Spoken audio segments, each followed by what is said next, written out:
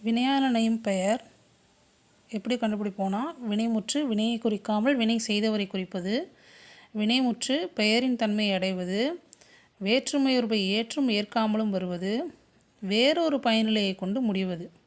அது மட்டும் இல்லாமல் வினையாளனையும் பெயர் 3 இடங்கள்லேயும் வரும். தன்மை, முன்னிலை, படர்க்கை.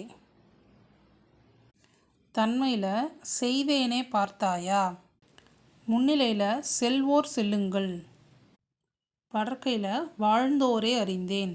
செய்தேனே என்பதில் என்னை குறித்து வந்தது. நான், நாம் இந்த மாதிரி வார்த்தைகள் இங்கே வரும். செல்வோர் என்பது எதிரில் இருக்கிற ஒருத்தரை சொல்கிறது. செல்வோர் செல்லுங்க, போகிறவங்க போங்க, அந்த மாதிரி சொல்கிறது. ஸோ முன்னிலையில் வரக்கூடிய வினையாளனையும் பெயருக்கு எடுத்துக்காட்டுது. வாழ்ந்தோரை அறிந்தேன். வாழ்ந்தோர் முன்னோர்களாக இருக்கலாம், அறிஞர்களாக இருக்கலாம். அவங்க படர்க்கையில் வருவாங்க. வாழ்ந்தோரை அறிந்தேன் என்பது படர்க்கை வினையாளனையும் பெயருக்கான எடுத்துக்காட்டு. 3 காலங்களிலும் வரும் வினையாளனையும் பெயர்கள்.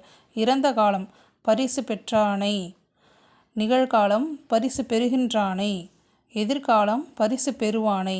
இந்த 3 காலத்துலேயுமே இந்த வினையாளனையும் பெயர் வரும். எடுத்துக்காட்டு: துறந்தாரின் தூய்மை உடையவர், இறந்தார்வாய் இன்னார் சொல் நோக்கிற்பவர் என்ற குறளில் துறந்தார் என்பது வினையாளனையும் பெயர்.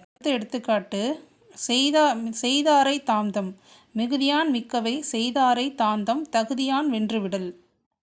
இதில் செய்தார் என்பது வினையாளனையும் பெயர். அடுத்ததா, என்னை காத்தாரும் இவர்தாமோ. இந்த வரி பாண்டியன் பரிசில் வரக்கூடியது. காத்தார் என்பது வினையாளனையும் பெயர். வந்தவர் போனவர் யாரையும் நம்பி, வாடின காலங்கள் ஓடின தம்பி. இது நாமக்கல் கவிஞருடையது, நாட்டு வாழ்த்து. அதில் வந்தவர் போனவர் என்பது வினையாளனையும் பெயர். இறுதியாக, முயற்சியுடையார் இகழ்ச்சியடையார்.